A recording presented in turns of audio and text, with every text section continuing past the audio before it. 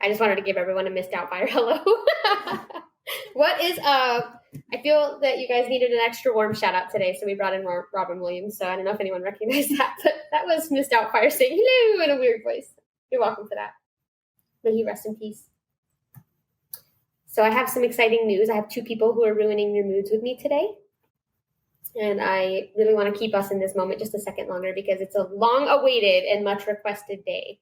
I have had so many people reach out wanting this to happen. And I am pleased to say today is the day. I have 2 very, very special people with me. I have Rachel, who's back from the dead. Not the dead, but... and Dayvid, who is back from the rabbit hole. Hey, what's up, guys? Hi. Those are the most enthusiastic readings I could have ever asked for. So we are doing a little bit of a crossover episode today. I've got 2 of the best hosts on the face of the planet that are going to be breaking hearts today with me. So I'm really excited. How are we all doing? Fantastic. Couldn't be better. I believe it. That's enthusiasm. I love it. Off the charts. Rachel, how's things? Oh, I'm here, so alive, breathing. That's what we want. Those are good things. Well, I was hoping you guys would have something interesting because I don't have any kind of interesting updates. So I guess it's going to be less interesting, kind of boring. We'll bring it back. I just got back from a date. You got back from a date. I was going to say, because I'm sure you were expecting this. Yeah. The people want to know. It wasn't with Mystery Man? It wasn't, yeah, no. It was with somebody else. Wow. If I'm being serious, that guy was not that into you, man. He was wrong for you. I'm still seeing him, so I take that back. I take it back. No, but you aren't wrong. You aren't wrong. That was the most poorly timed thing you could have said. I mean, you're not wrong. Everyone can kind of see it. I mean, I still see him pretty regularly, but no, it was with a different person. Oh, okay. So how was that date? I didn't get murdered, which is nice because I met him online and we met in a parking lot. So Ooh. I'm still alive and he didn't shove me in the back of his trunk and drive away. So that's always a plus. Yeah, I like it when dates end that way, when they don't end up with you being murdered. That's a plus. Yeah, I had my location. I told him I swallowed an Apple AirTag, so if he tried anything... Wow, that sentence was going in a different direction for a second. Wait, you I swallowed was like, well, no wonder you're getting a date number 2. No, so that if he tried anything, I was easily trackable. So, yeah. Gotcha. Too inconveniencing to murder and gut you. So. Yeah, it's a lot. There's blood. It gets everywhere. It is a lot of work, that's for sure. It's a lot of effort. It just makes more of a... I feel like you'd be like, that's too much. I'm going to go do this to somebody else who doesn't have an Apple AirTag inside their stomach. Did you tell him that you had it? Like, if something watch out, I have an AirTag in me. Yeah, I told him that. Oh. So you vocalized that and he continued with the date? Yeah. Okay. You're going on a second did he smile date. when you said that, or did he frown when you said that? He was just more like, okay. He didn't really spend too much time on the Apple AirTag portion of it. He was just like, okay. Wow. Yeah, he was sad you did that. Yeah. I'm sure. Definitely tell. Yeah, he opened the car door for me, so I thought that was a plus. Ooh. I do that. I know, bars on the ground. But he opened it, so I was like, wow, this could be the one. Based on that criteria alone. Yep. He knows how to open car doors. Because usually I'll they include that in your eulogy. They don't open the doors, so I have to stand outside the car door. Oh, yeah, she does do this, Dayvid. She's not exaggerating. Her and her friends have been known to just stand there until a door's opened. Yeah, I Nice. don't open my own doors, so I've gotten the, oh, is it broken? Like, bitch, I don't know. I don't open them. Why would I know if your own car door is broken? Oh, God. This is a dream with both of you guys in the same place. I'm having a good time. Oh, wow. It's fun. I love it so far. I love, so far, the optimism. I played. So we are going to run into some segments because I know people are a little upset that we skipped last week, but we did our interview with Vic Ferrari, the retired police officer. Mm-hmm. So I just wanted to give him the floor. I feel like for interviews, I don't want to be like, hi, thank you for coming onto my show. Here's 30 minutes of content. You don't have anything, you have no idea what's going on, but sit here and let me talk about that. So I figured we can let it skip and we'll just pick up where we left off today, which everybody is falling apart clearly because we didn't do the dad joke or the question of the week. People are falling apart. There's mayhem in the cities. Oh, no. Rioting, looting. Maybe not that. Still, that show was great. That show with Vic was fantastic. Which was? The Vic show with the cop. That was fantastic. I wanted more. I wanted more stories. Mucho appreciate.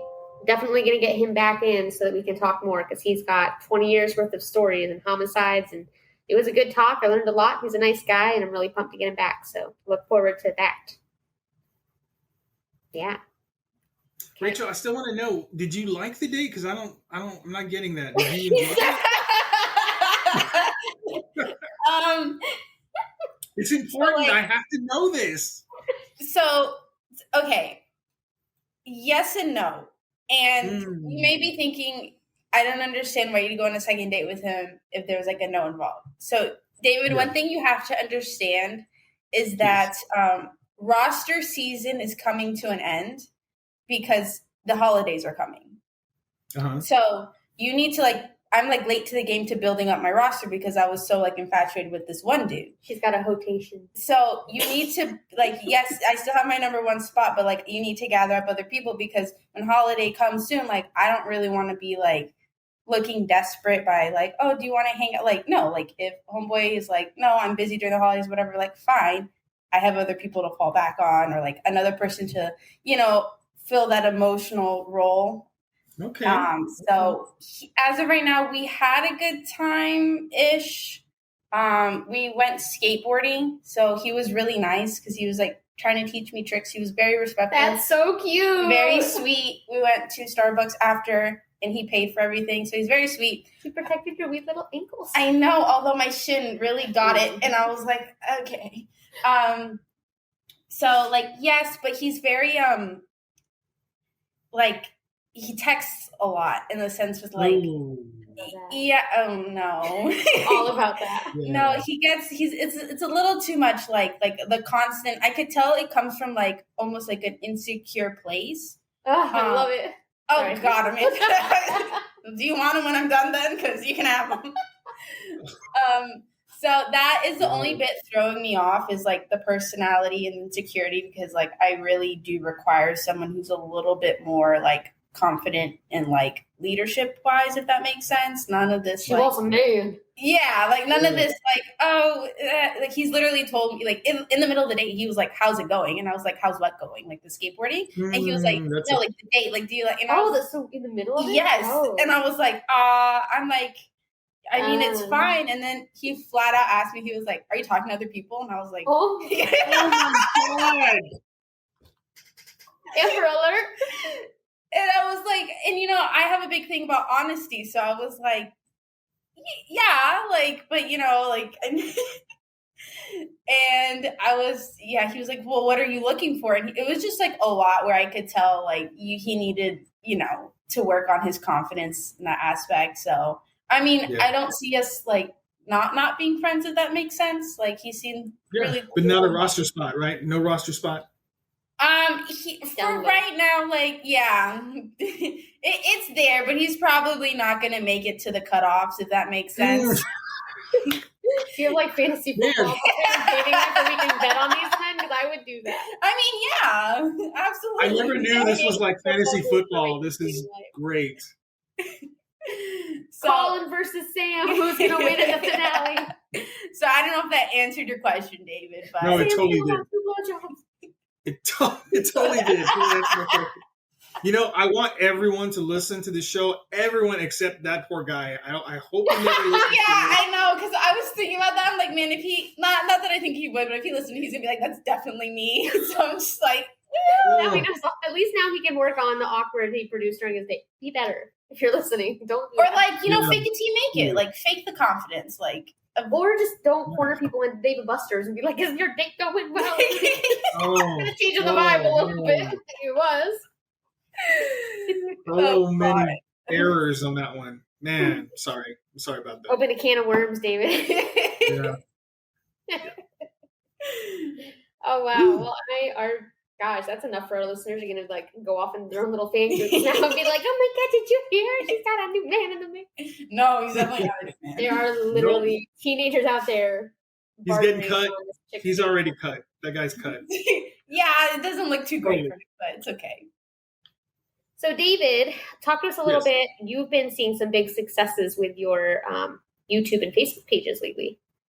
Yeah, see, I don't have a YouTube just yet. I definitely want to get a YouTube. And Instagram. Oh my god! Yeah. Shove my mouth in my foot. No, it's okay. I definitely want a TikTok. I haven't done that, but I was banned on TikTok earlier this year. Did you get banned on TikTok? Were you posting nudes? No. Yeah, I was taking. No, basically, I was taking their videos and scrubbing them and then putting them back, and they were like, "No, you don't do that." I was like, "Okay, sorry, I won't do it anymore. Can I get back on?" And they said no. But Facebook has been taking off. I'm really surprised because I started this a year ago with Instagram, and it was slow building, for 6 months, 7 months, and I thought, let me add Facebook. And every time I post a video to Instagram, it goes straight to Facebook, and that exploded. I think we're at 31,000 followers on Facebook. Lord.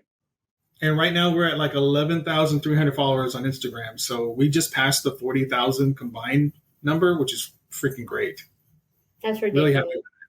Yeah, it's been great. And I also get a little bonus. I don't know if you noticed this, Amanda, but if you pass 10,000, apparently when you leave a voice message, you can go over a minute, 2 minutes. I don't know if you know this. Yeah, some pretentious asshole told me that somewhat recently.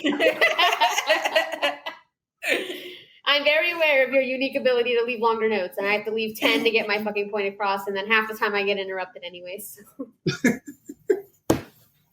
That was fun. I enjoyed that. Good job on your successes. Good job on boning guys. Thank you. Or not. Thank you. Maybe. Oh, are you also boning guys? No. I don't have a roster. I don't have none of that stuff. No. Oh my gosh. Well, let's do a little segue into our stuff because we do have a few podcast-related updates to run through. I do want to let everyone know we're officially on Twitter, X, whatever the fuck it's called. That horrible app. We're on it because enough people asked.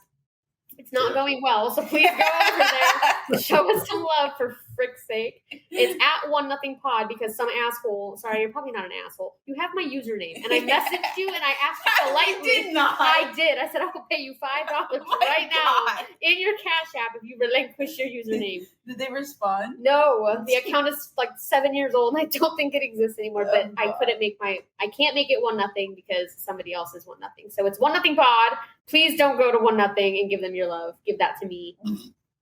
You give a little to him. I don't know his life. Maybe he needs it. But if you're listening and you have my username, I'll meet you at $7 straight to your Cash App. We're also on YouTube. It's a slow go. I just got the first episode for as of right now. We're going to be putting more on there. I do have a couple video episodes, like episode 10 with Jeremy Evans and then the one with Vic Ferrari we just did that I will be putting on there. So you guys will get to watch the full videos. But just know the majority of our episodes aren't visual, so I can't really do anything on my small dime. To do anything exciting is something to watch. So you're just going to have to stare at my bear logo for the full hour and a half. Hope you like it. We're gaining speed towards episode 20, which is really exciting. We've lined up our survivor, so I'm not going to give any hints on that just yet, but when we get a little bit closer, I'll start giving you some. It's really would you guys agree that it's pretty awesome? Yeah, I think it is. Oh my God. Totally. Keeping that same energy. We've set the bar high, so we have to, unlike Rachel's dating standards, we have to keep them up. It's tough out here in these streets. She dates some very respectable men. She dated a guy who went out and found her carbon copy after they broke up and got with that bitch. That's how good she is.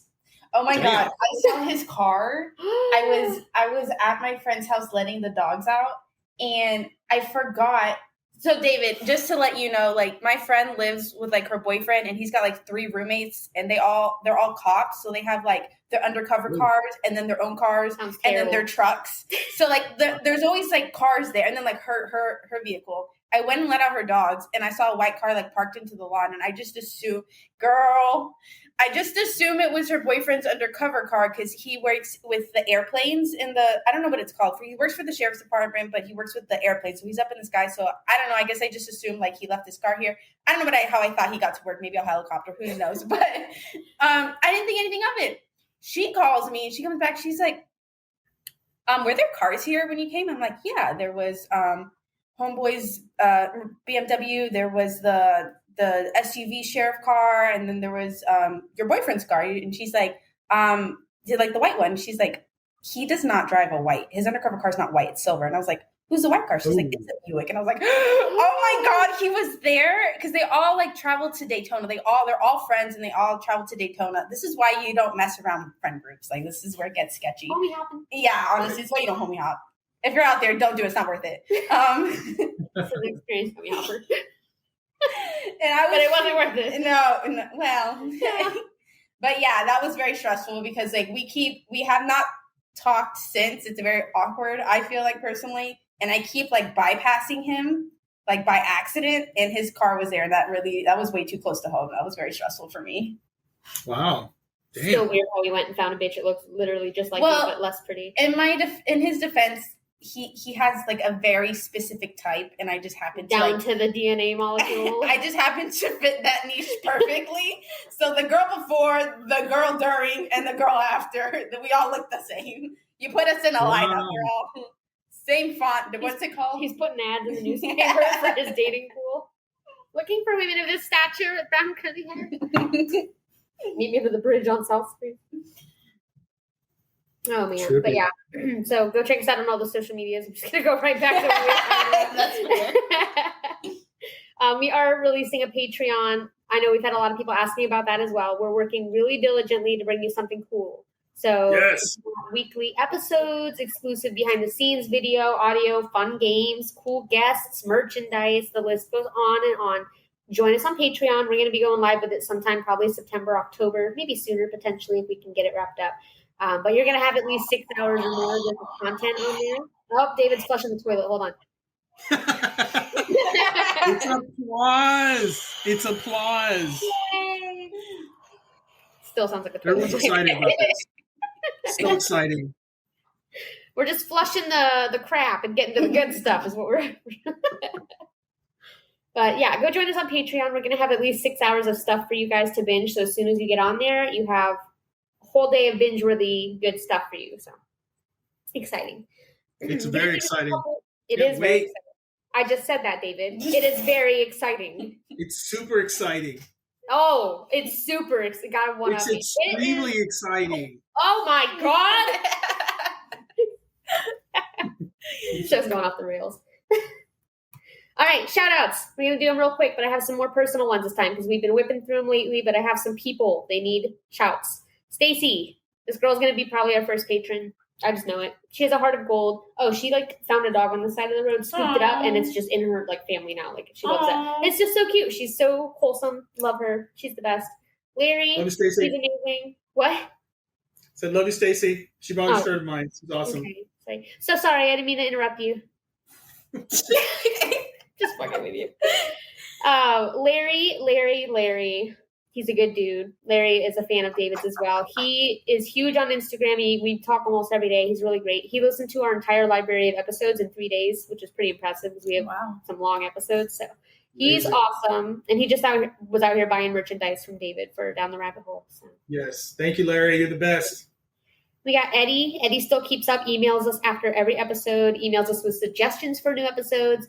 I did want to mention that the episode of Maddox Durkosh, the African painted dog episode, that one was Eddie actually sent me the article for that. I did not know about that before he sent it to me. That's cool. So yeah, thank you, Eddie, for giving us recommendations of things to do episodes on and just for being a genuinely good guy. Samantha and Tracy with the Suspended Sentence podcast. They're just so sweet. Poor Sam. Farm animals just hate her so much. Nope. And she gets just beat up by pigs and cows and chickens and freaking if there were mouses on the farm, mice, they would beat her up too. She's just always getting it from Jeez. farm animals. So sorry, girl, but we love you. So take care. There's a podcast called The Book of the Dead. There's a couple ladies there. It's a pretty big podcast. They have a good following. And they reached out with some really kind words of support, which was super sweet. So thank you so much. I love that. Amanda, our friend Amanda, David knows Amanda. She's a huge pillar of support. She's so awesome. It's so cute. So Scott with Beyond the Shadows podcast messaged her thinking it was me, and they carried on like a 10-minute conversation. Oh. And then she reached out to me and she's like, so just so you know, I confirmed your collaboration. I was like, that's so cute. She's like, I'm just your secretary now. Like, it's so adorable, but I love that. He was like, well, that's awkward. I just spent 10 minutes talking to someone that wasn't you. But by the way, she confirmed some stuff. I was like, okay, that a girl. So thank you, Amanda, for my secretary work there. I appreciate that. And then all of our normal friends bring the boots out. They've been really great, posting us on their page a lot. I appreciate that. Beyond the Shadows, Men of Misfortune, The Conversation Cabin, Haunts, Miss Spooky Obsessed, Brutal, Bizarre, and Boozy, our friend Kevin with Where the Weird Ones Are, and then my friend James, who hosts Now About That, or is a co-host of that show. That's a great show. Go check it out. I learned a lot about the new Ford Mach-E's listening to him. And then our buddies over at Cryptid Warfare. There's just a lot of really cool stuff going on. Podcast giving us some love, so I love you guys. I appreciate you. So before we get into this, we're gonna take a little piece out of our upcoming Patreon plans. So one of the big things that we're doing on the Patreon episodes is we're gonna start them with some fun games, and they're gonna kind of rotate through. So I have a fun game that we're stealing from our Patreon episodes and bringing it over here, just to kind of give you guys a taste of what you can expect when Patreon rolls out. So get you crying and dry heaving and pooping your pants. Oh God. Yeah, all the good stuff. So this game we're going to play is called Murder, Mayhem, and Mad Libs. And it's going to be like a little collaborative effort. I'm going to go back and forth between the two of you and get like nouns and verbs. And we're going to take a true crime, like a true actual story that I found. Okay. And I've replaced the words with your guys' words. And then we're going to read the story with your new words in it. Okay. So Amanda's not prepared. So let me... Amanda's more prepared. So we're going to move forward now. Who would like to start with our first word? And this is going to be funny in nature, so try to pick clever words. Is it like a noun, adjective? Like, what do we... Like, what order do we want? Who wants to take the first one? And we'll go back and forth. Okay, David, you go first, because I'm not the best with instructions that are given to me verbally. Okay. I am going to give you each one veto power. So if one of you says a word that the other one thinks you have a funnier or better answer for, you can veto one time and put your word in their place. So just giving you that. Okay. So, David, I'm going to need an action verb from you. An action verb. Pissing. Okay. Like a cat hissing? No, I think he said pissing. Pissing your pants. Pissing. Yeah. Okay. Pissing. Well, we're going to do pissing on for this story, but yes. Okay. Already we're looking good already. This is... Yeah. Okay. Rachel, I need a noun. So a person, place, or thing. A dumpster. Oh, God. I did not expect it to be funny 2 words in. So, David, I need some object. A cube. A what? A cube. A cube? Like a Rubik's Cube. Mm-hmm. Okay. This is going to be an interesting crime story. The investigators have their work cut out for them. I need a building or a location or a business or like some kind of like structure. Starbucks. All right. Oh man. I hope you guys are ready. This is gonna be wild. David, I need a body part. Ooh. Penis. I knew it. I saw that coming. Yikes. And then I need a body part from you, a different one. Let's go with a tongue. Okay. Amanda. Okay. Yeah. This They is go together. Putting into a sexual assault. Most heinous of crimes. I need a possession or an item that you wouldn't want to lose, David. Let's see. Damn it. My Tumblr. Okay. I need a dollar amount from you, Rachel. $1 billion. Oh my god. $1 billion. Yeah, that's exactly what Good luck suing for that amount. David, I need some kind of a harmless prank that you would do, like some kind of prank that doesn't like kill anybody. Waking up my girlfriend as one of the characters from Lord of the Rings every morning. As a Lord of the Rings character is all I've heard. Did you hear the first part? No, I did. I just didn't hear the character name, and I'm not going to try to spell because I know Lord of the Rings has some freaky shit for spelling on their character names. Yeah. I need a quote or a slogan, like any kind of like a jingle from a company or whatever. Oh. I just put it on my Hinge profile. Hold on. Oh, God. It's rice, beans, and Jesus Christ, Byron. Yes. I feel so Hispanic. I love it. This sounds like more of like not necessarily a true crime story anymore, so it's just a list of violent offenses. But we're going to read this true crime article now with these new words. Are you ready, David? Yes. Okay. A man was arrested Thursday night after he pissed on a person at the dumpster apartment complex. Jane Doe is facing charges of aggravated battery with a deadly weapon after he used a cube to piss on a victim. Good God. The victim was transported to the local Starbucks for their injuries, which consisted of a fractured penis, contusions of the tongue, and property damage to the victim's tumbler totaling over $1 billion. Police believe the stabbing was the result of the victim waking up his girlfriend as a Lord of the Rings character, which prompted the execution. Witnesses report the victim screamed, "Rice, beans, and Jesus Christ Byron" at the assailant before he was attacked. I think the police have their work cut out for them. Oh my God. That was funny. I liked it. That's just a little sample of some of the games that we're going to be playing, because we've got some fun games that we're going to be doing, and we're going to be rotating them out, so we'll do different ones every episode. But if you guys thought it was funny and want to hear more of that, go buy a patron. Yes. Do so. It's totally going to be worth it, y'all. Totally. It is totally going to be worth it. All right. So we're going to move on and get into our segments here. I'm just going to breeze right through them. So let's start off with our question of the week from last episode, which was an exciting one because I actually got a lot of answers, which I was very happy about. So our question was, what is the largest animal you think you could take on in hand-to-hand combat and win? And so here is first let's go through your guys' answers and then we'll go through the readers. So what's the largest animal you could take on? I think I responded to this. You did. So I'm going to make you say it. Okay. I said a fly. I mean, yeah. Ambitious, but I think she can. She might get. She can totally do it, I think. I feel like I You have can beat a fly. Yeah. Just keep your pimp hands strong. David, what's the biggest animal you would take on and win? I said a human. That is an answer. Depending on what kind of human, though. Are we like any kind? Like I could throw Mike Tyson at you and you're going to take him down? Oh, if it's Mike Pence, he's going down. If you say Mike Pence, that totally would take that guy down.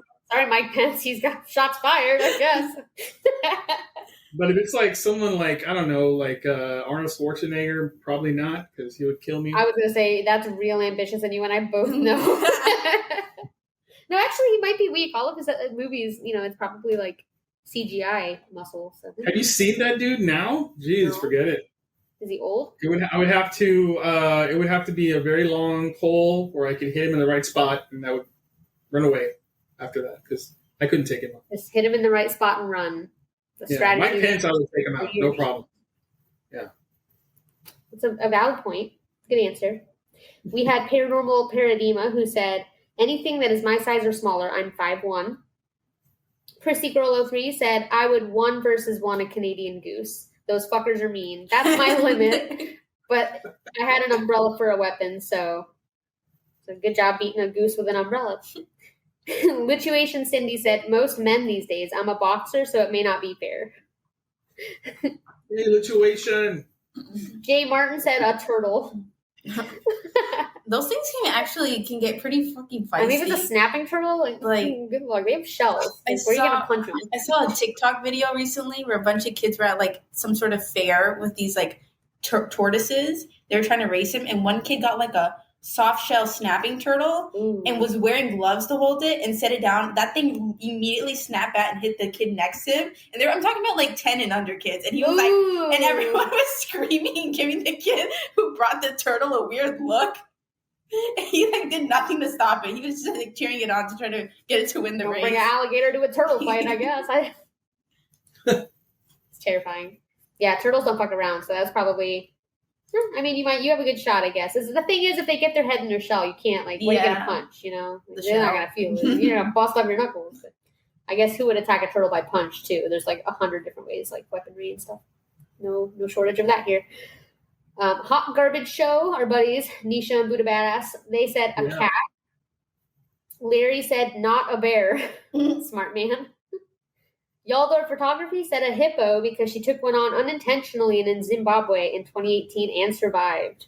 Which is incredible. Oh, wow. Have You Met Her podcast said a really big spider. The Weekly Pour said, based on our current state on a Saturday night, we could probably tango with a couple sloths right now in a Falls Count Anywhere tag team match. And then Dude What said he would 1 versus 1 a 3-toed sloth. Which is probably the most realistic if you're thinking of any animal bigger than a bird. The sloth, because I can't. What if they have? But don't they have the claws? Yeah, but they're so slow. I feel like it would take 7 to 10 business days for them to touch you. That is true. Hold on, stand right there, don't move. We had some good responses to that, so it was fun. Yeah, I feel like sloth is, for me, if I had to fight an animal, I would probably pick a sloth too, because that's the one, I know I'm going to win. You don't have to fight them. You just pick them up by the little armpits and Gucci goo them up in the air, and they'll be like, they're easy enough. So now that we're all caught up on everything, I think we're good to get into the meat of our story. Okay. So we're going to get into it. Okay. The Israeli-Palestinian conflict. I'm just joking. That's not what we're talking about. There's not enough time in the day to do an episode on that.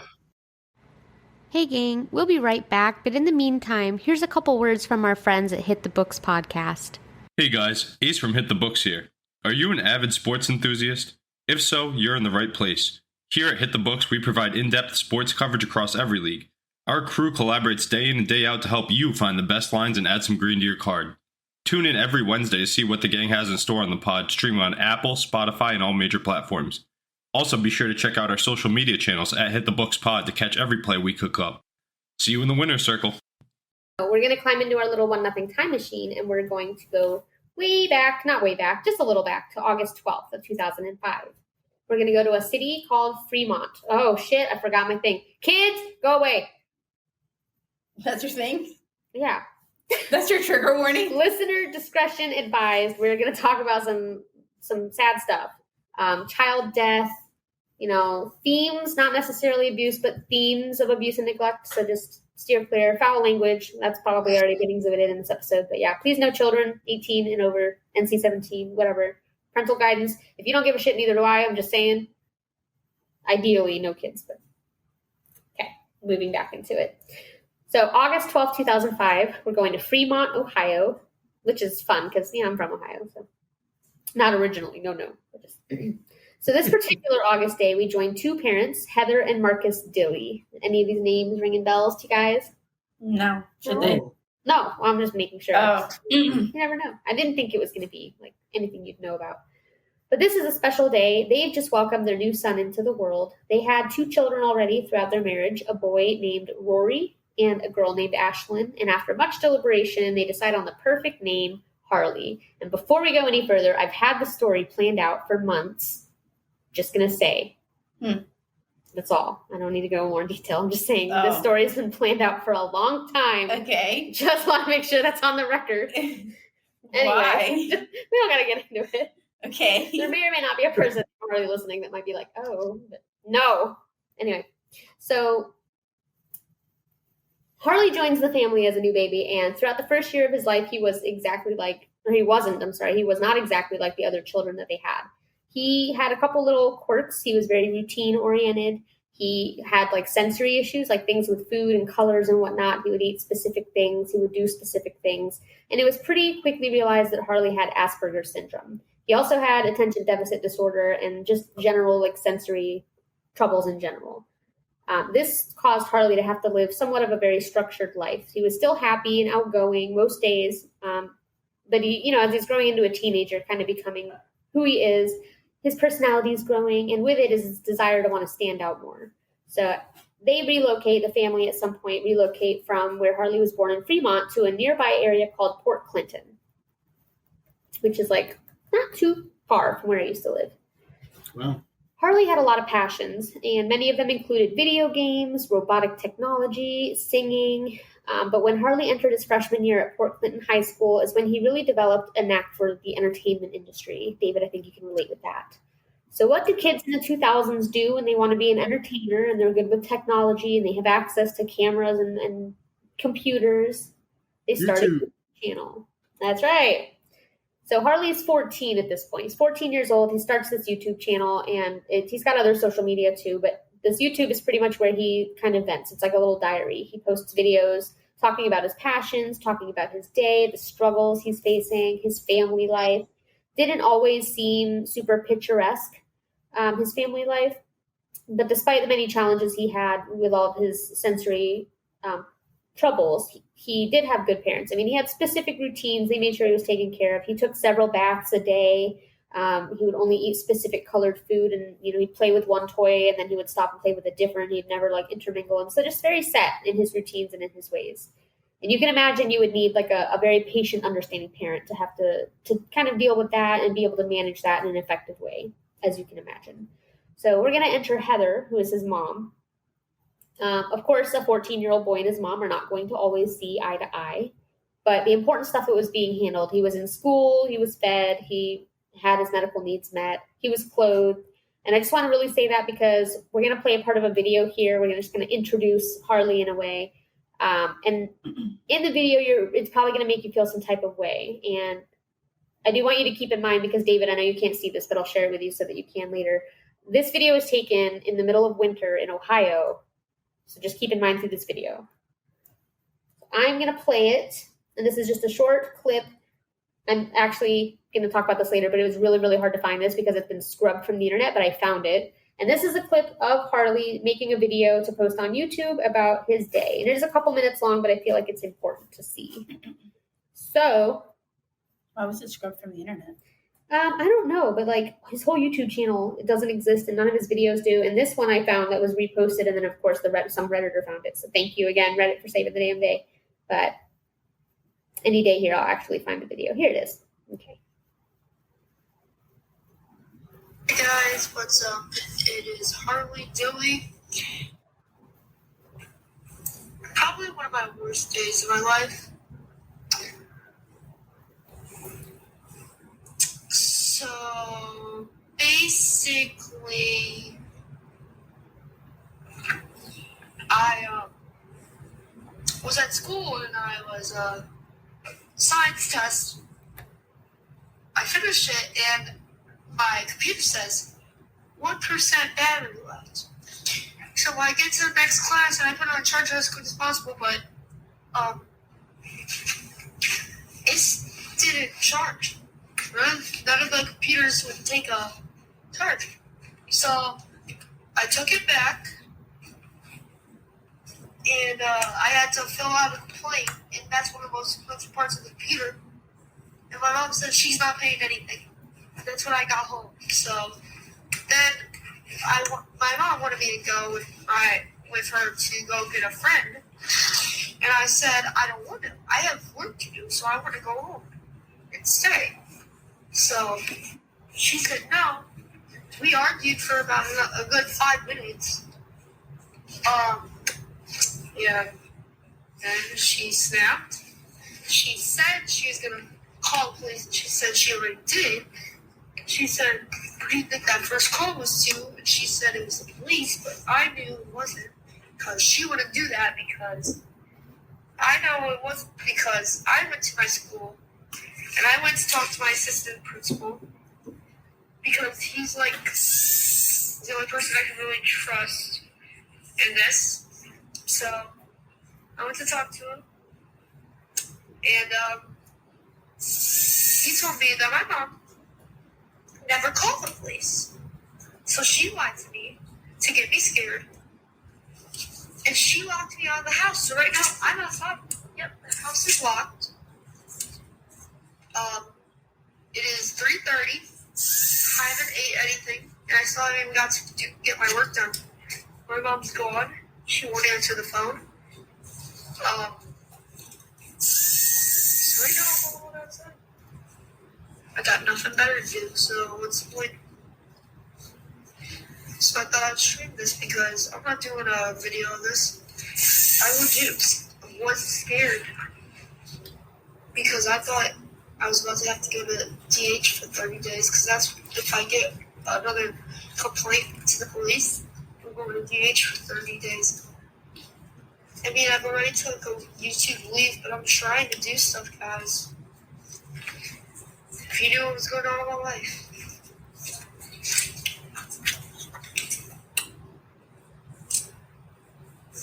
It's just been a horrible week. I wish I could cram it all up, throw it in the trash can of eternity, and just start writing a new story. But gotta stick with the story until tomorrow. But not ever. So I'm going to end it there because he just continues to kind of talk about his day. But for one, okay, your guys' notes. He's a 14-year-old kid. His mom has left the house with him outside with nowhere to go, and then she's not answering a phone.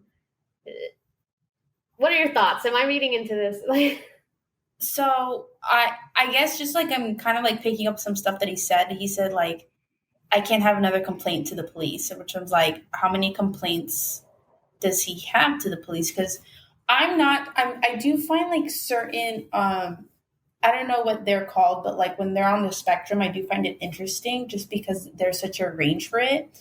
And I don't know what like the proper term for it is when they're able to be verbal and they seem, like on track learning wise and behavioral and mental development wise. I don't know what the proper term for it is, but he seems like that.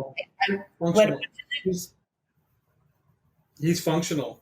Functional, yes. He seems like very, I don't know if this term is still considered high functioning or not. I don't know if that's what it is, but he seems like that. So I don't see, and I know that they can still have, like you said, he has sensory issues. So sometimes I know that they can get overstimulated and overwhelmed. And a lot of times they tend to react more physically. I understand he's a boy. He's a teenager now. He's probably getting stronger. So I don't know the full story because we're just getting into it. I don't know if he's like attacked his mom or not, but he seems like he has like, seems smart. He seems like you would be able to communicate with him properly so that he can control his emotions a little bit better, especially at that age.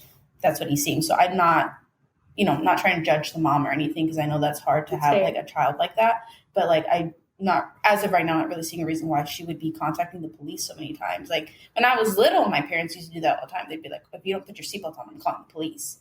But they didn't follow through. No, obviously not. I was like 5 and not sitting in my car seat. So like, but at that age it's a little, like why are you still, unless you're actually following through, like why are you still threatening that? Now, David, is from a perspective of a parent, what are your thoughts? Well, to me, it seems like first of all, I couldn't tell that he had any of those issues from him talking. So that's the first thing. So if you didn't know, and it just sounds like a regular teenager discussing problems, right? But you're only hearing his side of the story, so I'm not real sure where she's coming from and why she's doing this. It sounds bad, but again, he's the one telling the story, so we don't know what the other side sounds like, and I'm kind of figuring you're about to tell us, and I still don't know the case. I still don't have any idea. For that, I'm glad that you don't, but yeah, the only reason that rubbed me wrong is just because, and I'm not a parent, so take this with a grain of salt, but as a parent with a child who has Asperger's, that does require a particular approach. And I don't know that threatening someone with Asperger's with police force and kind of scaring, I don't know that tactic is effective. He obviously can communicate very clearly. I'm also a bit peeved only because I know what Ohio winters feel like, that he's outside and he has nowhere to go to get out of the elements, and his mom's not answering the phone. He's still a 14-year-old boy. Yeah. And it's, this wasn't that long ago to where it's not like the 90s where you could just roam around outside and be safe. you're leaving your kid out in this day and age, even without it being winter, locking your kid out of the house and then leaving is not something a parent should practice. So I completely agree that it's too early as of this point to really read much into it, but I just wanted to kind of convey the relationship between him and his mom. Mm-hmm. And he seems throughout the video, it's several minutes long, so I won't play the whole thing, but throughout the video, he does, speak about how he's like, oh, these are consequences of actions. And like, he's very smart. He seems to know, his own abilities and his ability to communicate. So he does have a coat on too in the video, which I guess makes a difference, but it's not like a thick one. It's just a little winter coat. But anyway, so I was impressed. I don't know, for 14 years old, like this kid, he seems really mature emotionally. He's able to communicate really well. And then I also found some stuff that he volunteered for the Salvation Army during Christmas time, like ringing the little collection bell. And he had this really cute habit of dropping pennies around town and having them be like gifts from heaven. So people who would find them and pick them up and potentially have some kind of reaction to that superstitiously or whatnot. And he would do that. And it was just a cute thing that he would do, take pennies around, drop them out for people. And he attended the church next door to his house and was really just kind and helping people. He seemed to be a good kid. He had a good head on his shoulders. So we're going to jump forward a little bit to December 20th of 2019. It's just a few days before Christmas. It is a chilly Friday morning, and it just so happens to be the last day before Christmas break at the school. So Harley wakes up and he starts this routine that he does every single day, eating breakfast, getting dressed, getting his school stuff together. Him and Marcus, his father, allegedly have some kind of an argument that morning about Harley damaged a phone, broke a cell phone, but it's more or less a typical morning in the Dilly household otherwise. Same kind of fights that you'd expect. Harley's frustrated, as you would imagine, but he leaves the house about 7 a.m. and starts his commute by foot to his school using the same route he's taken every day before. The day comes and passes quickly. Morning becomes afternoon. Harley hasn't come home from school yet. His parents aren't really concerned yet because he's been known to kind of run off to his friend's house to cool off, and then he comes back, and maybe he was still upset about the argument with his dad that morning about the phone. So they let it go. The sun starts to set, though. Day turns to night, which turns to later night, and still Harley hasn't showed up. So parents still aren't really concerned. Like, maybe it's just stay in the night, being defiant. So the next morning rolls around, December 21st. Parents wake up, check the bed. Harley's not in it. So they carry on their normal Saturday plans, probably doing some housework or maybe running some errands. The clock continues to tick, and little by little, the family does get this little unnerving feeling. But they try to maintain this confidence, although it is kind of waning, that Harley has just run off to a friend's house, and he'll be back anytime. A little bit weirder was the fact that, he needed multiple baths a day and could only eat specific foods, which is something that might prove challenging if you were at a friend's house, but for whatever reason, that didn't really concern them yet. The family goes throughout that day's tasks. They come home and they settle in, and as that day is closing, at 11:50 at night, Marcus finally calls the police to report his son missing. Over 40 hours after they'd seen him last. Jesus. I have some feelings about that too, so I don't know. Yeah. December 22nd, the next day, things happen very quickly. The police are over in the early hours of the morning. Marcus is filing the report. Harley has been officially missing for 2 days at this point. So law enforcement descend on the Dilly home and they begin what they do, the preliminary investigation, interviewing the parents, interviewing the school. They find out Harley never made it to school that Friday morning. So he didn't even get to the school. He left on foot, and that was the last time anybody saw him. So police start pulling security footage from these nearby houses and businesses, and they start interviewing the family. So they sit down with Heather, and I find this interview interesting and not in a good way. So I'm going to play a piece of it, and you're going to be hearing now from Heather, his mother, and I want you to, throughout this, think about how they have just reported their son missing. They are in an interrogation room with the police to try to deduce where he's gone. So just keep that in mind of what you might be doing as a parent in that situation, how you might be feeling, how you might be responding, what things would be important to talk about in your opinion at that time. Keep that in mind a little bit for this interview with Heather. He has his certain things. He only plays with certain things. He'll play with a group of monster trucks, then play with a group of wrestlers. And even at this age, it's only gaming. Everything's gaming. When he didn't have his game system, he was on his phone playing games. He would be on with James or whoever the other people are that he talked to. And then I found out he was going back to Danielle and James's house, or Danielle and Junior's house. And I wasn't happy because I don't like Danielle Cole. I've gone there a couple times. She's hit Harley, and it's like, I think she listens to what he would say. Oh, they're not giving me what I want. They're not feeding me. But that's because we're trying to get him to eat his foods. He needs to eat regular foods. He was just on a football team all summer. Now, you have to understand, I have a bad memory right now because I don't know if you've seen what happened to me. We're from over by the Youngstown. Yeah. I don't know anything about any of this, so please inform me. February 18th, I think it is. I died 8 times and was frozen and put in a coma for 25 days. I was in the hospital. So my parents came and they changed the routine and changed things, and he didn't like that. He wasn't happy about that. But then my parents left. I have hypoxia, so sometimes I have a hard time remembering things, and for him, he even put a video, I haven't been online because something bad happened, my mom got sick, so he is definitely a mama's boy. And this is just so not him. And I keep going over in my head. I can't think why he would run. Seriously, I can't. There's no indication. He if he was running, then why was he planning on going with us when he normally don't? Okay? Okay. So I want to preface this with saying that this interview is like an hour and 30 minutes long, and I did cherry pick the part of it that I wanted to talk about. So there are other parts of this that don't sound like that. However, what the hell? You're literally being interrogated about your child who went missing, and you feel like it's important to steer the conversation towards your medical history. Yeah, that's very bizarre. Very bizarre. Did she cry at all? You heard the whole thing? Did she cry at all? Oh, of course. Okay. Yeah, she had moments where she was emotional and such. And I'm not debating that she didn't love her child. I'm just saying, if I were in that chair and a cop was asking me who has been missing their child for 2 days in this day and age, I'm not going to be like, oh, well, did you hear about my medical issues, about my memory loss? Like, it just is weird. It didn't sit right. Could be nothing, but it didn't sit right. What are your thoughts?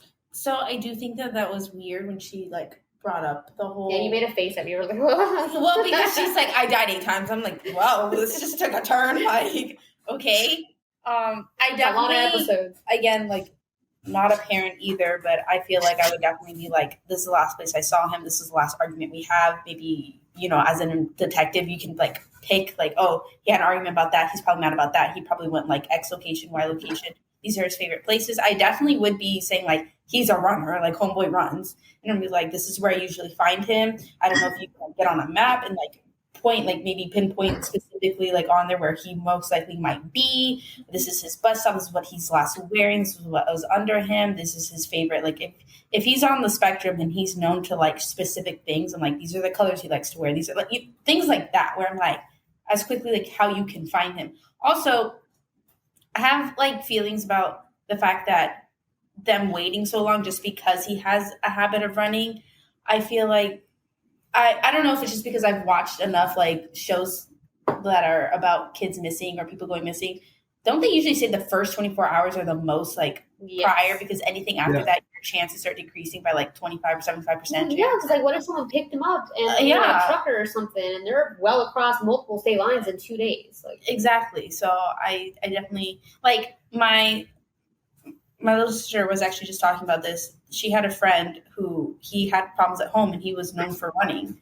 And he they unfortunately found him at the bottom of a lake because he's known for running to his friend's house, and his family they tended to treat him like the scapegoat. So when he would run, they just wouldn't care enough. So to me, that just shows I feel like parents who care, even if they have a habit of running, are bitch, get your ass home. No, this is what we don't do. They care enough to stop the behavior, or at least complain about the behavior and discipline for it. Completely agree with that.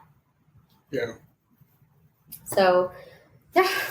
I don't know. I just want to paint a picture of the dynamic of the family here. I'm not pushing anyone towards any, I just want to paint the picture. So, okay, sorry, scooting. So officials go public with the missing persons report, and they continue their efforts as local law enforcement agencies perform the search for Harley. And they start organizing these large search parties. And the first one takes place on December 23rd. And it's the first of what is going to be many search party assemblies. And they meet at 10 a.m. at the city park, and they head out on foot to look for any indication of Harley's whereabouts. Harley's mother, Heather, is not part of this search party. But around this time is when rumors and speculation start to swirl about her potential involvement. So the community and the media aren't looking so hot on her after that interview goes public. Police do begin the arduous process of reaching out to all of Harley's many social media friends for any hints of where he might have gone. It is assumed at this point he's a runaway, but they're not ruling anything out. December 26th, Harley has officially been missing for almost a week. There's an organization called BANK, which is Bikers Against Abused and Neglected Children, and they donate a sizable $2,000 reward for anyone with information on Harley. I do just want to say, I don't Bikers Against Abused Children. I don't know about that name, guys. Maybe Bikers for, like, some Abused children? or Bikers I supporting didn't even notice that. abused and neglected children. I get that you just want to make it sound like BANK, but it makes it sound like you're against the children. Does it just read like that to me? Child abuse? Maybe they should. Yeah, that would have been a good one. Against abuse, not against abused children. I love you guys for what you do, by the way. So much Bah. respect. Against abuse. Bah. There you go. Bikers Bah. Bah. Be sheep. All right, guys. I know this is a tough one, so let's take another short break and hear from our friends over at Total Conundrum. Their podcast is available anywhere you get podcasts. Let's hear a few words from them, and then we'll be right back. In a world where true crime meets the supernatural and the unexplained, where true crime and chills go hand in hand. welcome to Total Conundrum, the podcast that explores the dark, the eerie, and the downright mysterious. Join us as we embark on a spine-tingling journey through the mysteries that keep you up at night. We're diving deep into true crime stories, uncovering the most baffling cases, and exploring the twisted minds behind them. But we don't stop there. We're also exploring the paranormal, from haunted houses to cryptids and all the creepy things that go bump in the night. Get ready for some supernatural thrills. And what sets us apart? Prepare for a dose of dark humor as we navigate through the creepy and bizarre. We've got it all. Bone-chilling tales, banter, and mind-boggling conundrums. You won't know whether to scream or laugh. So grab your favorite snack, turn down the lights, and join us for a roller coaster ride of true crime and the supernatural, sprinkled with a bit of comic banter. Stay curious, stay captivated, and let's dive into the world of Total Conundrum. Now available on your favorite podcast platform. Get ready to be captivated, creeped out, and cracked up with Total Conundrum.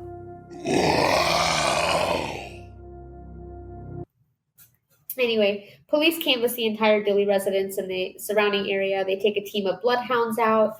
Despite one of the bloodhounds being able to pick up on the route that Harley took to school. Sorry. Yeah, you say route here. Sorry, I thought I said it wrong. My Canadian but despite the fact they actually hunted down the route he took 6 days prior, the dog does not hit on anything else otherwise. And they take them all over the place. They don't pick up on a thing. They walk him around a series of these empty houses that lie like along Harley Street. They're looking at the Dilly home. They're looking in the yard. They're looking at the school. There's no signs anywhere. A couple days later, December 29th, Heather, Harley's mom, breaks her silence and makes a public and obscenity-laden Facebook post about the onslaught of criticism and judgment and about her lack of involvement in the searches. I couldn't find the post. I only found the top 2 sentences, but based on all of the other Facebook posts that I found from her, seems legit. Seems like she probably did. A lot of people said that she was going off and being really like disrespectful to people that were involved in the search. Again, I can't corroborate that. I didn't get to read the whole post. I just could read people's who have read it and their opinions, but couldn't find it anywhere. Cliff notes. Make better decisions, Mom. I don't know what you're doing. Like, why are we making Facebook posts? And, like, your kid's missing. Just maybe focus on that. Maybe. Yeah. But needless to say, this is not painting her in a good light. And then people start pulling up all these posts. Like there was one back in 2013 where she basically said, fuck my daughter. Yeah, this is her mom saying that. Holiday time is for family. She can basically say she could fuck off about her daughter. So not many good choices in terms of her online presence. So people found that. And of course, rumors started to swirl very quickly because of that. And similar, her interview. Not great. January 2nd, Port Clinton police are scratching their heads. It has been 13 days since Harley was last seen. His social media accounts haven't been logged into. His phone hasn't seen any activity. Nobody has heard from him. It's literally like he just vanished off the face of the earth. And police send out this massive alert to every residence and business in the area. Like, go over your security footage, comb through it, go back and look at the day again. Is there anything we've missed? And the search parties continue, each time focusing on these new potential areas of interest that he could have gone. His mother still does not participate in these searches beyond the walls of her home. The very next day, on January 3rd, it is the 2-week anniversary of the day Harley went missing. The reward for information leading to his return increases to $9,825. Police continue to exhaust every lead, and right around this time is when they begin to pull in these outside agencies. So they start reaching out to more agencies, which some people thought they waited too long. I still feel like they did a good job, when they did, but would it have made a difference? I guess you'll find out. Almost answered my own question. Like, oh, girl, I'm doing a podcast. Save it for the So they start pulling in these other organizations to come in and help with the investigation, and they're just like going over everything they've collected.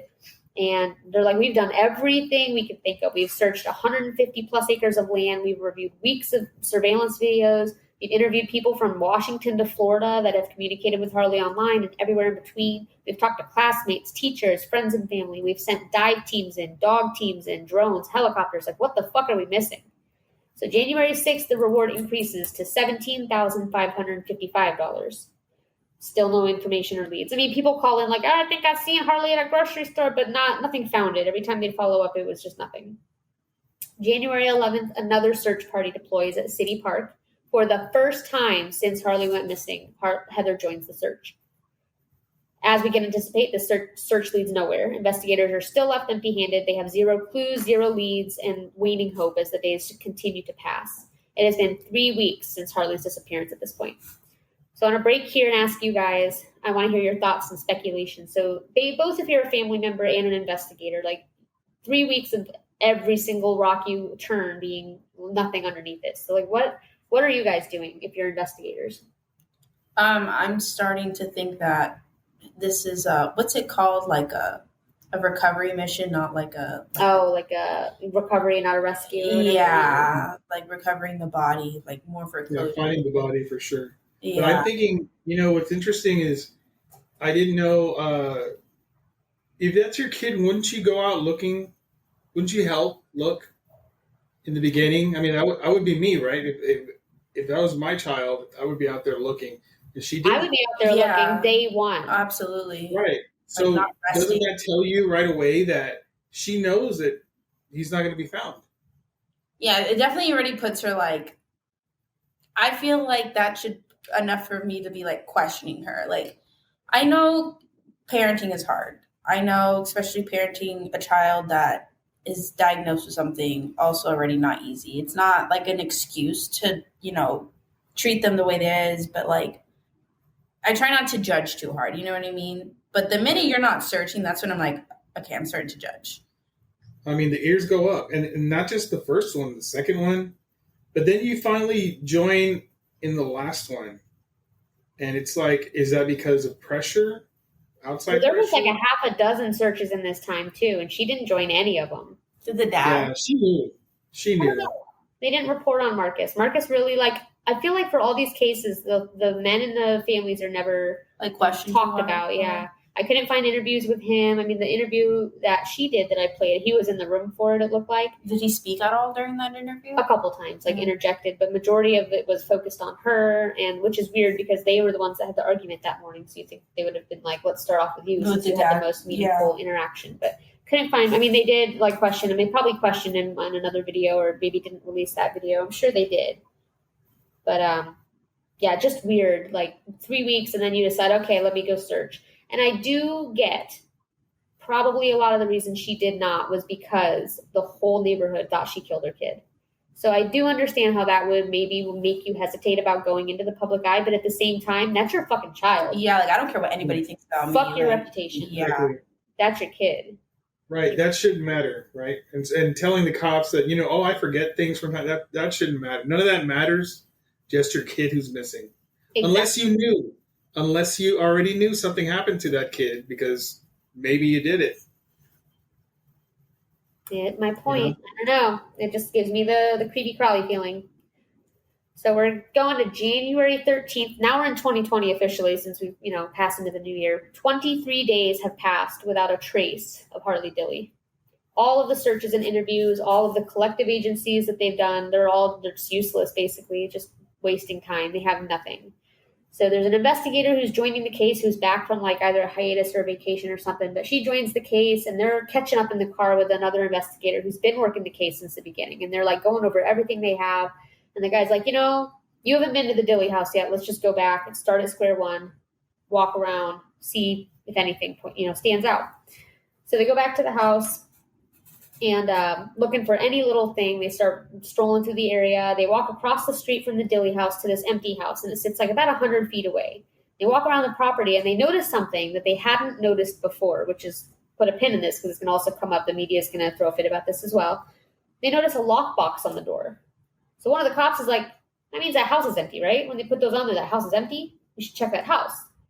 So they call the owners of this house, and it's like, they call it a vacation house, but it's really not. It's just this dumpy house that they're like in the middle of, they say remodeling, but it just looks like a shithole that they're sitting on. But anyway, it's been empty since 2013.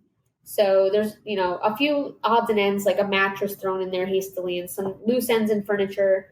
But there's not really there's no heat or electricity or water going to it. So they find the person who owns the house and they reach out, and it turns out they're only like an hour away. So the cops get in the car and they go over to the homeowner. They get the key. And the person's like, it's probably useless, but yeah, here's the key. So they climb into the car and they drive the hour and some back to the house. Not optimistic. I mean, they took the dogs through there, and the dogs hit on a school route from 6 days ago, but they didn't hit on anything around the house. So they're not really optimistic that this is going to lead them anywhere. But they're like, it's a lead we haven't explored before, so we're going to do it. So they finally get into the house, not much of interest. They meander through. It's just an old house. There's a mattress, like I mentioned, some little odds and ends. They walk through the hallway that connects the bedroom, and they find this maroon sweatshirt on the floor, just kind of crumpled up and laying on the floor. And they're like, well, it could be anything. There's furniture in here still, so it just could be an old clothing.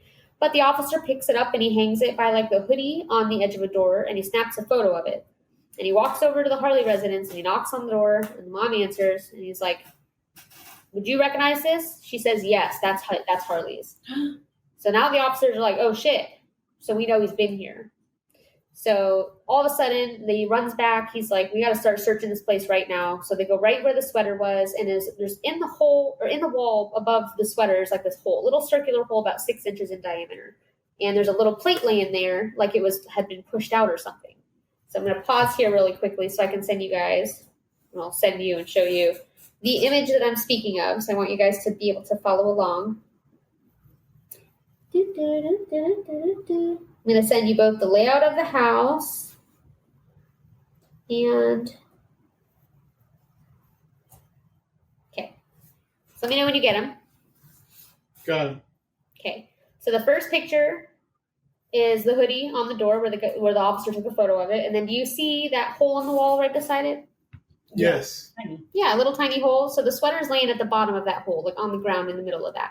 So they start like walking around like, okay, like, a little weird that this little thing is like this filter thing is pushed out. So they start checking, and one of the officers there is like, there's a chimney on the roof. I bet that runs to the chimney. So they start searching the house looking for the fireplace, and they don't really find anything, but they know something happened here, obviously.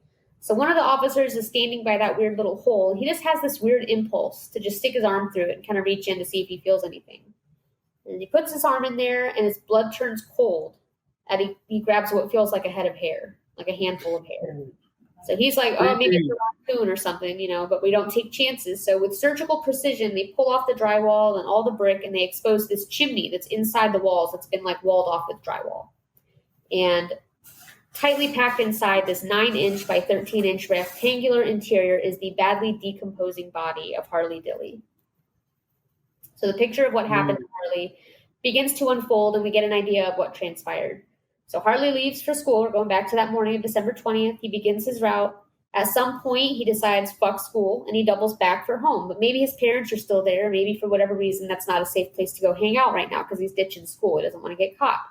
So he focuses his sights on this empty house across the street. And there's this little metal, and the like radio towers that people put by their houses that are really tall? There's one of those, and it leads right to the roof. And there's a good-sized chimney right on the top. But he's like, oh, I can climb that easily and scale that and then drop right in. Mm-hmm. The problem he didn't know about is that there's no fireplace in that house. The chimney doesn't go anywhere. That circular hole was literally for a wood stove. Like, that's the purpose it would have served, as exhaust. So there was nowhere to go. So he climbs into the chimney, hopeful to spend some time inside of this house when he's supposed to be at school. But unfortunately, as soon as he descends, he slips to the bottom, which fed directly into the second floor, in the same place that he'd be cut out of 23 days following. He obviously would begin to panic. He has this weird contorted stance where he's standing upright. So he's standing, like upright, but his legs are kind of bent. His elbows are up near his head, and one is like in front and one is behind. So he's like tucked in. And every breath is becoming harder to attain because the pressure of that chimney, he's crammed in there. So every time he exhales, he slips a little, and then inhaling is harder because it's tighter. But somehow, thinking on his feet, he manages to wiggle himself enough out of his hoodie and out of his jacket, and he pushes it through that little hole, hoping to kind of create some breathing space for himself. And then his glasses were also found, his shoes, his socks. It just seemed like he was taking everything off in this desperate attempt to be able to breathe. But sadly, his efforts would be in vain, and he probably screamed for hours for help in there, but nobody heard him, and he eventually succumbed to asphyxiation and would die in that chimney. Coroners wrapped up their investigation pretty quickly, and they find that there's no foul play. It was just simply a bad miscalculation on Harley's part. The saddest part of this whole thing is that Harley died before he was even reported missing. So the whole 23 days of the community being devastated and searching wouldn't have done a thing if he would have been filed right away. They wouldn't have found him in time.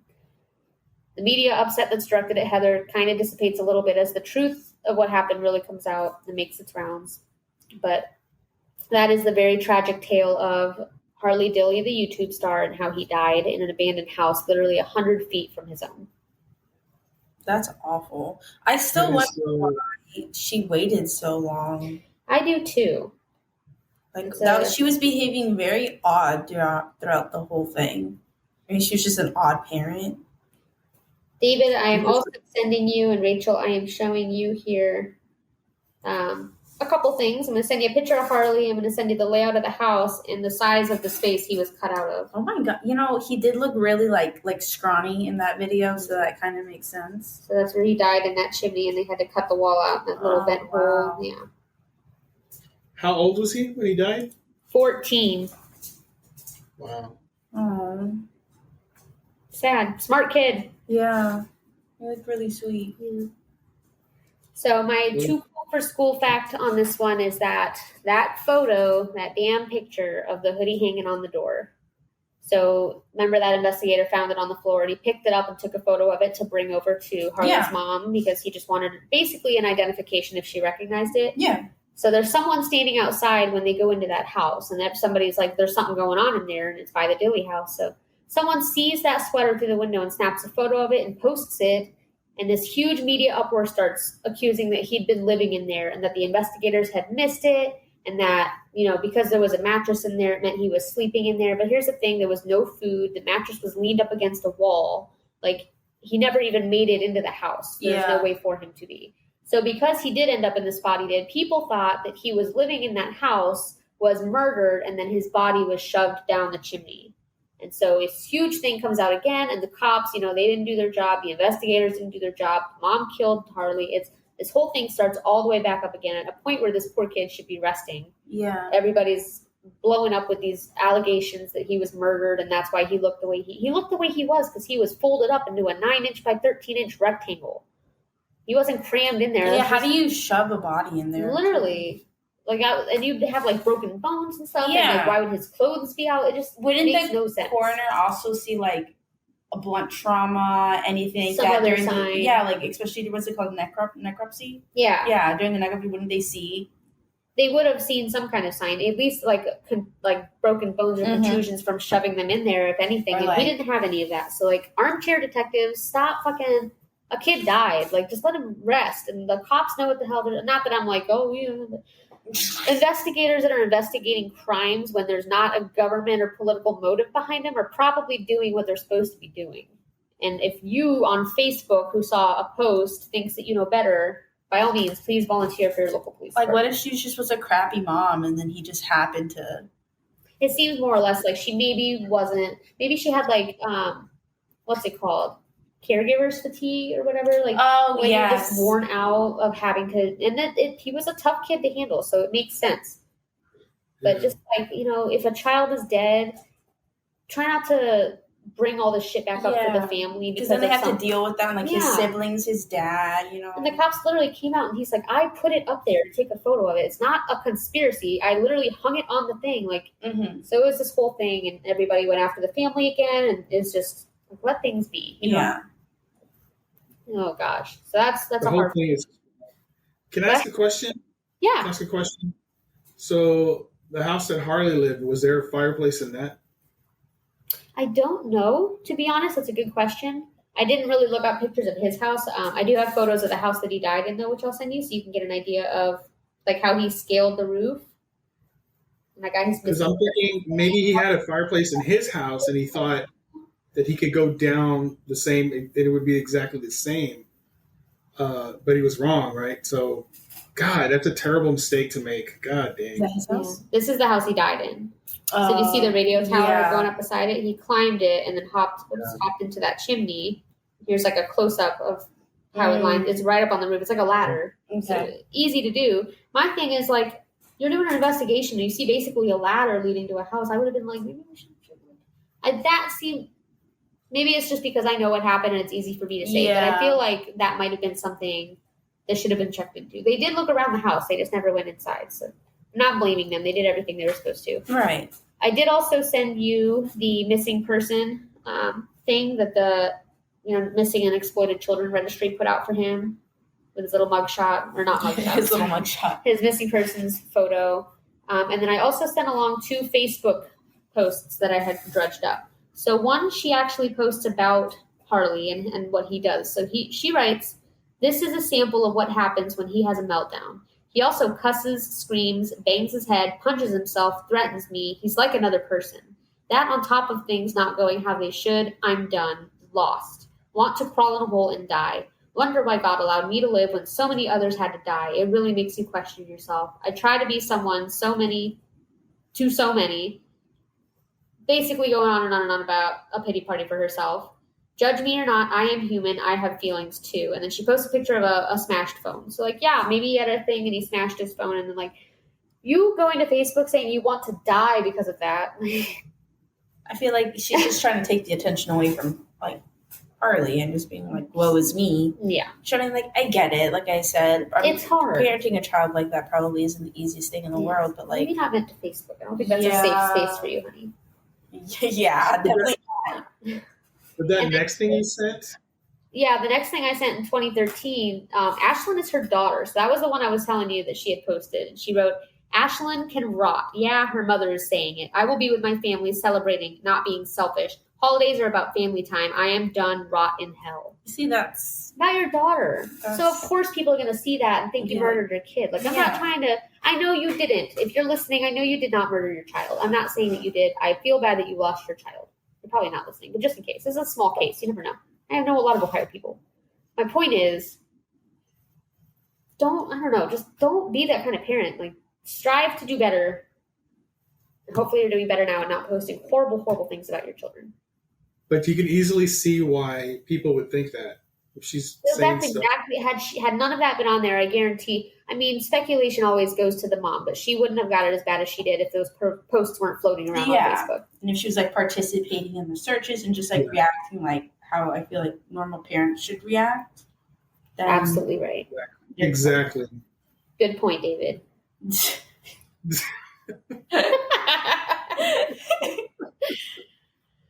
Ooh, nice Well San said. Antonio hat. What's Rep that? it. I forgot you a San Antonio hat going. That's right. I dig it. All right, so my sources for this were pretty easy. I used OhioAttorneyGeneral.gov, which had a lot of information. Most of the pictures I pulled off of Fox 8. Cleveland 19 ran a good thing on it. And then the Port Clinton Police Department and Heather's Facebook page were both very instrumental in my research. Thank you for that.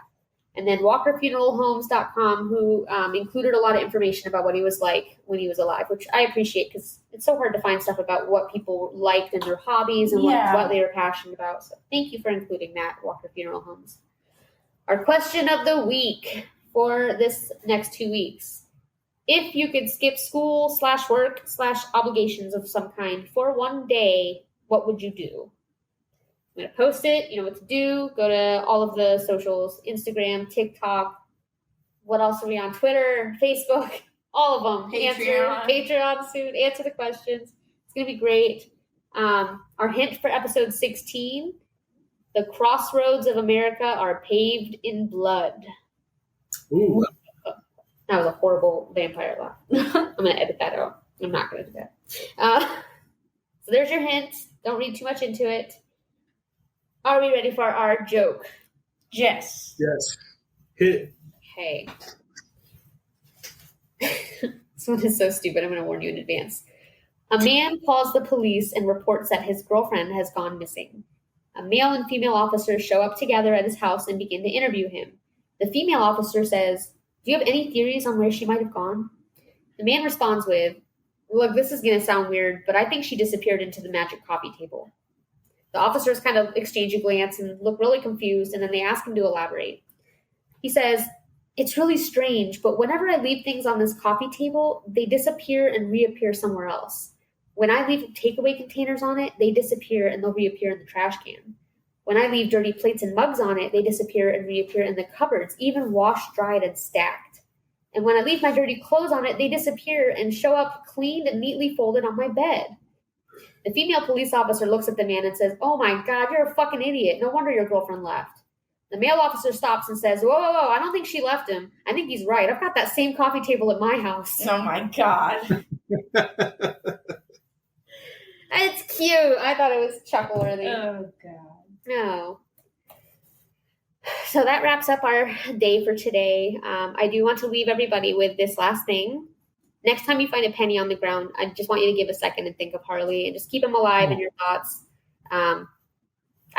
It just sucks to wonder what he might have done with his life, as kind as he was and as selfless, who he might be now, what he might be working towards.